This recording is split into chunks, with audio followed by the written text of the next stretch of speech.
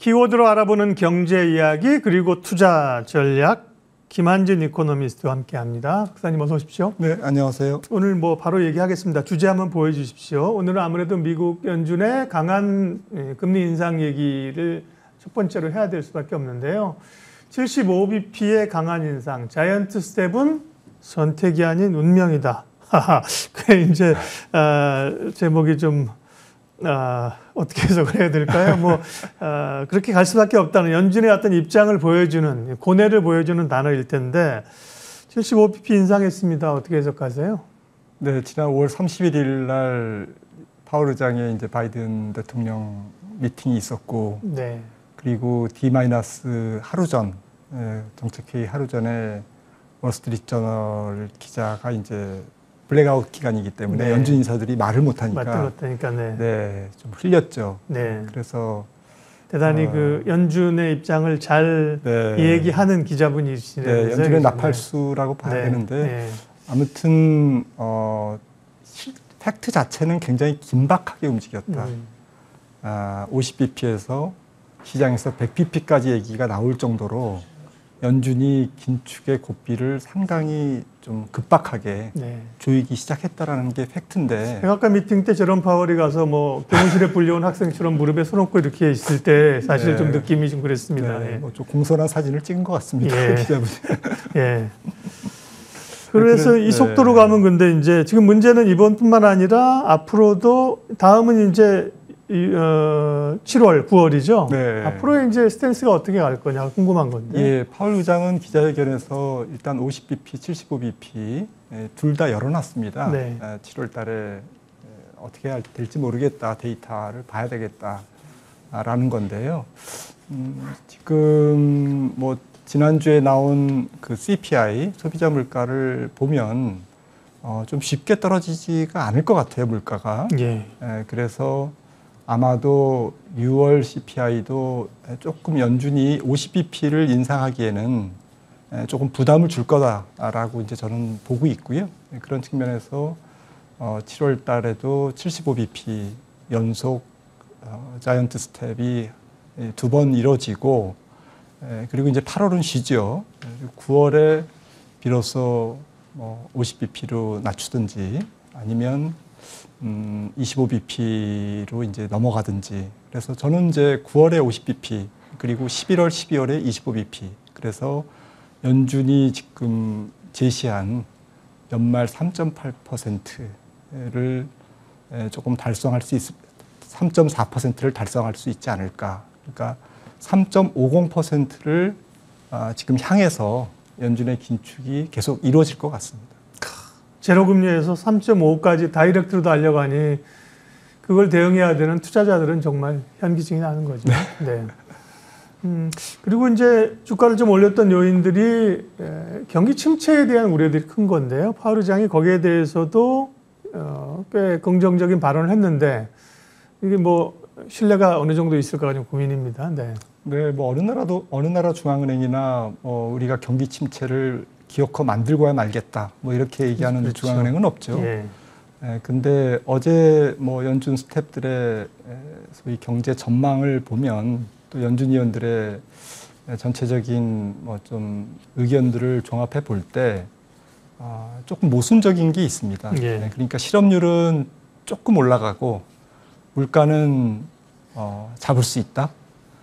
그리고 연준이 통제 못하는 공급 측면에 우크라이나 전쟁이라든지 곡물 가격이라든지 가뭄이라든지 이런 것들 연준이 금리를 올려도 공급 문제를 수요로라도 어쨌든 좀 눌러보겠다는 거잖아요. 지금. 근데 어쨌든 물불 안 가리고 인플레를 잡겠다라는 것은 어쨌든 천명을 했지만 전체적인 경제 전망이 조금 낙관적이다라는 거고요. 올해 경제 성장률 1.7%, 지난 3월에 2.8%에서 거의 1%포인트 낮췄지만 올해 성장률은 저희들이 볼 때는 연준이 제시한 1.7%보다는 좀 낮은 1.3 내지 한 4% 정도 조금 낮아질 것 같고요. 내년 성장률은 연준이 올해와 마찬가지로 또 1.7%를 찍었는데 연준 스태프들이요. 그런데 제 생각에는 내년 특히 중반기에는 마이너스 성장을 한두 분기 진입할 가능성이 높다. 그러니까 연말에 3.50%의 기준금리를 맞출 정도로 긴박하게 긴축이 진행되면 또 QT도 같이 진행되죠. 진행되면 실업률은 4%대로 치솟을 거고 경기 전망은 조금 연준이 어제 제시한 것보다는 좀 낮게 봐야 되지 않을까. 그래서 급격한 경기 리세션은 아닐지라도 두 분기 연속 좀 뒷걸음질 치는 경기가 마이너스 성장을 보이는 그러한 국면이 내년 중하반기부터 나타나지 않을까 이렇게 시장은 보고 있습니다. 시장도 그걸 알고 있는 것 같습니다. 과거에 가장 좋은 표현으로 여우 같았던 앨런 그리스펀 같은 경우는 시장을 들었다 놨다 하면서 그죠? 주도해 갔는데 제롬 파월은 시장 친화적인 것 같으면서도 비둘기이면서도 또 필요할 때는 매가 됐다가 조금 이렇게 굉장히 말이 어쨌든 친절하죠. 그러다 보니까 좀 시장을 주도하고 하지는 못하는 또 물가에 대해서도 조금 미스했던 게 있기 때문에요. 시장의 신뢰감이 높지는 않은 것 같고요. 이 주제가 워낙 중요하니까 물가 얘기까지 좀 하고 다음 주제로 가겠습니다. 결국은 물가인데요. 물가가 언제쯤 잡힐 수 있을 것인가. 이게 이제 가장 관건입니다. 맞습니다. 기승전결 물가인데 어제 연준이 제시한 올해 PCE 물가. PCE 물가는 항상 소비자 물가보다 좀 낮게 나옵니다. 주거비가 40%가 아닌 20% 정도밖에 지금 그 비중이 낮기 때문에 그런데요. 이런 부분들이 어쨌든 5.2% 정도를 찍었기 때문에 5.2% 정도에 부합되는 올해 말 소비자 물가는 한 6.5%로 전망이 됩니다. 그러니까 월가의 전반적인 이코노미스트들의 컨센서스 연말에 한 3% 내지 4%까지 낮아질 거다라는 것이 거의 3% 정도, 포인트 정도 더 올라가는 그러한 추세고요. 그러니까 물가 잘 안 떨어진다, 더디게 떨어진다. 그리고 내년에도 4%대 물가를 보는 것은 1분기보다는 한 2분기 정도가 되지 않을까 이렇게 생각을 한다면 물가는 연준이 긴축을 하면서 떨어지지만 성장률은 낮아지고 또 물가는 떨어지는 속도는 조금 더딜 것이다 이렇게 봐야 될 것 같습니다. 유가가 어떤 드라마틱한 요인에 의해서 급락을 하기를 바라고 그럴 수도 있지만 그렇더라도 지금 이제 소위 폐허가 된 곡물 이런 쪽의 회복 이런 거는 상당히 더딜 수 있다는 겁니다. 두 번째 키워드 확인하겠습니다. 미국이 이렇게 속도가 빨라가니까 우리도 한국은행도 이제 고민이 깊어질 수밖에 없다는 거고요. 소위 한은도 지금 금리를 조금 더 올릴 거는 예측하고 있는데 우리 한국도 이런 소위 강한 빅스텝, 자이언트 스텝으로 동참해야 되나 하는 것 아닌가 이런 시장의 생각들이 있습니다. 한국은행의 고민이 크겠죠. 지금 근데 우리나라 물가가 지금 4%대 후반을 찍고 있기 때문에 우리나라도 인플레이션의 압박에서 좀 자유로운 편이 아니고요. 특히 이제 환율이 계속 조금 최근처럼 약세로 이렇게 움직이면 수입 물가 상승이 더 부담이 될 겁니다. 그래서 저는 이제 7월 14일이 이제 금통인데요. 한국은행 50bp 인상이 이루어지지 않을까라고 생각을 하고 있고요. 50bp를 인상하면 7월 말에 연준의 금리는 2.25 지금 1.75니까요. 75bp 자이언트 스텝을 또 밟는다면 7월에 그래도 한국의 기준금리는 미국보다 25bp 낮은 상태로 가고 연준이 만약에 연말까지 3.50%의 이제 기준금리를 갖다 놓으면 우리나라는 8월부터는 25bp, 8월부터는 3번 남았거든요.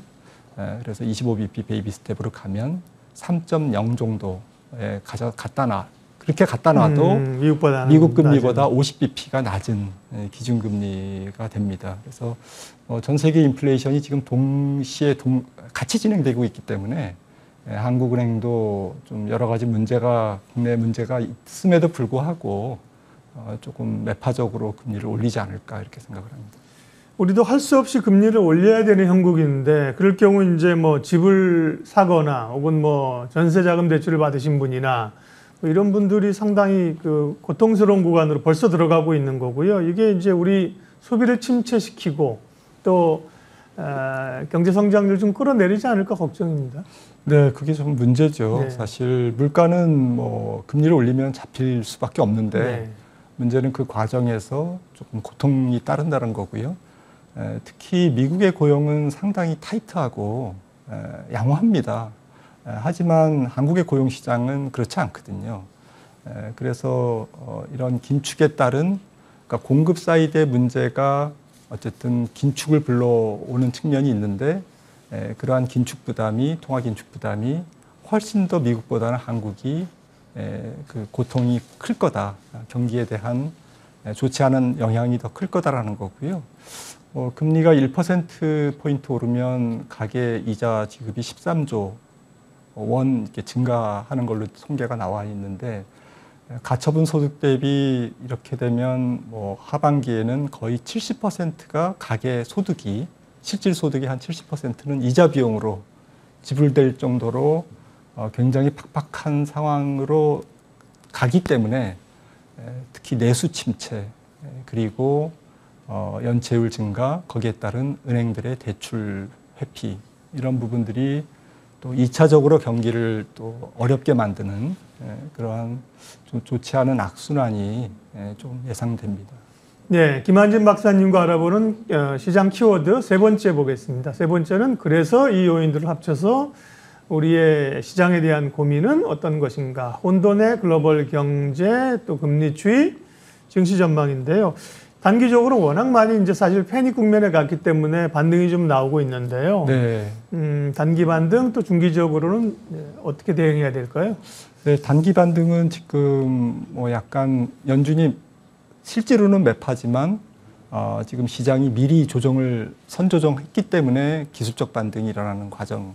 그래서 이 랠리는 조금 짧게 끝날 가능성이 있고 베어마켓 랠리가 아닐까 이렇게 생각을 조심스럽게 하고 있고요. 네.